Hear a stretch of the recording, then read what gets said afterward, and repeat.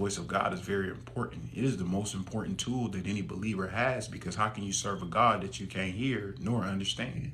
So in order to adequately obey the commandments of God, you must adequately be able to obey his voice, because his voice is what gives you the commandments.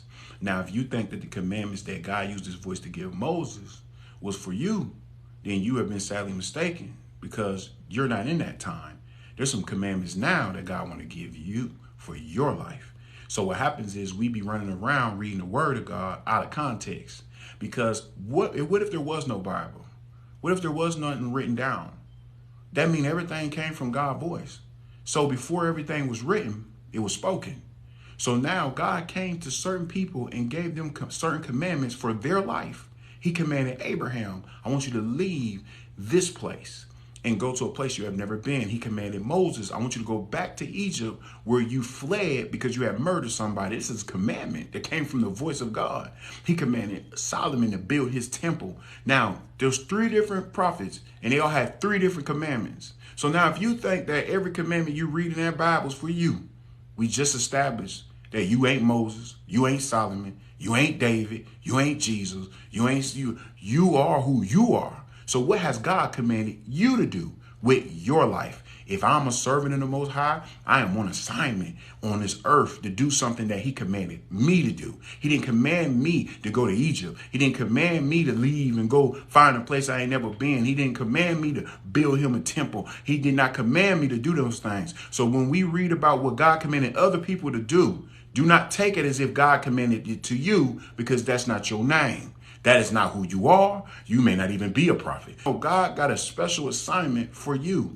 He sent you here for his purpose. You wondering what your purpose is. Your purpose is to obey the voice of God until he say otherwise. That's your purpose. So God has a special purpose for you. But the only way you can tap into your purpose is you got to tap into the voice of God. The same way all the other prophets had to tap in. All the other men and women of God in the Bible had to tap into the voice. So now if you think you're going to serve God and you don't even know his voice, then what are you doing?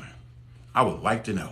Are you doing what you read in the Bible? Because that's not what God told you to do. He told them thousands of years ago. So I'm wondering, what are you doing now that's serving God?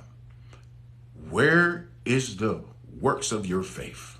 So now God told me to come and do this class. The voice of God told me that. He gave me a commandment. So I had to come on here and obey the voice of God. So now, if I don't come on here, I disobey the voice of God. What has God been telling you to do? If you don't know his voice, you're not going to know his commandments. So when God say, obey my voice and obey my commandments, the commandments come from the voice of God. So now you got a bunch of people trying to teach about a God they can't hear. This makes no sense, because from the beginning, the Lord said to Cain, the Lord said to Abel, the Lord said to this, the Lord said to that. So now we got to understand and establish that the Lord talks, the Lord speaks, but how does he speak?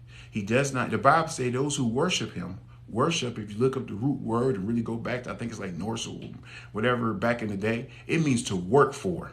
So he said, those who work for me must work for me in the spirit and in truth. So now you have to learn how to get in the spirit. Because if you don't know how to get in the spirit, you don't know how to get in God. So if you can't get in God, you can't get in God's voice. You ain't going to know how to access it, because you don't know how to get in the spirit. You think getting in the spirit is raising your hand and going, yeah, oh. Where the miracle signs and wonders at, if that's all it took? Is that what Moses did when he got to the dang Red Sea? He just sit there and start going, oh, God. No, he didn't. He prayed, and the voice of God told him, what is in your hand? So the problem is we got a bunch of people who think they worshipers and they not worshipers. You sit there and you shout with your mouth, but your heart be far from them. So now my heart be far, as a man thinketh in his heart, so is he. So my heart got to be where I do my thinking. And he said, my heart is far from him. So he's letting me know that my mind is not in the right place. Be not conformed to this world, but be ye transformed through the renewing of your mind. So now we got a problem. We got a bunch of people running around saying that they know God and they don't even know his voice. If you don't know his voice, you don't know God. Guys, you have never heard him. You don't even know what you talk about. You have these feelings and these unctions, and you come back and they be wrong, and you say, maybe it was not God's will. First of all, you cannot do something and hope that it's God's will. God does not want you to guess. God wants you to listen. He said, if you lean not to your own understanding, acknowledge me in all thy ways, I will direct thy path. Not me, not you. Him will give the direction. So if you just step out and go this way and say, well, if it work, it's God, and if it don't, it's not God. It wasn't God either way. Whether it worked or not, you can do some stuff without God.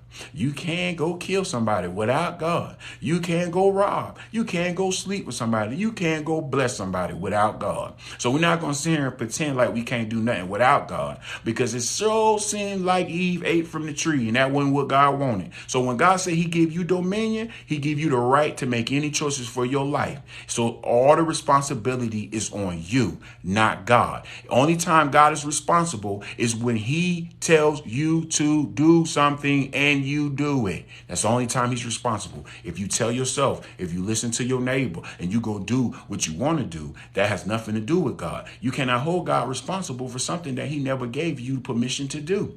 So what happened is we got people running around mad with God right now. Why did God let this happen to me? You slept with him. God didn't. Why did God let this happen to me? You smacked him in the face. God didn't. Why did God let this happen to me? You the one tripping on the job. That's why they fired you. Why are you going around blaming somebody when you don't know how to take self-accountability? So you're not mature enough to say it's me. So now you praying to God all day, every day. Then you get frustrated because you say, God ain't hearing my prayers. God does not hear the prayers of the disobedient. What happens is you are blaming God for something that he has nothing to do with. So if God was to answer your prayer, that means that he is responsible for what you said. And God is not going to come in agreement. He cannot lie. So he cannot answer your prayer predicated on the fact that you lied on him.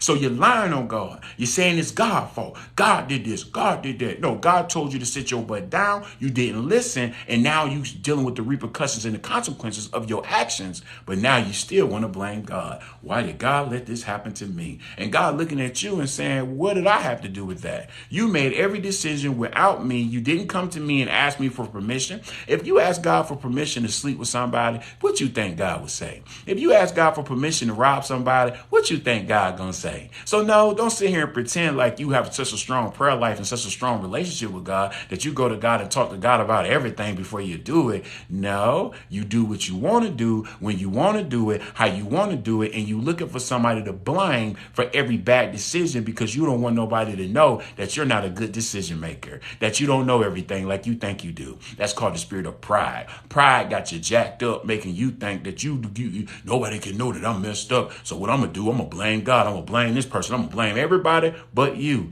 But when you get before God, you ain't going to have nobody to blame. When you get before God, you ain't going to have nobody to point out. You can't point your mama out, your daddy out. You can't point your cousin, your baby mama, your baby daddy, your wife, your husband, your uncle, your aunt. I don't care who it is. You won't have nobody to point out because God is going to give you the truth. And the truth is, it was you. It was you.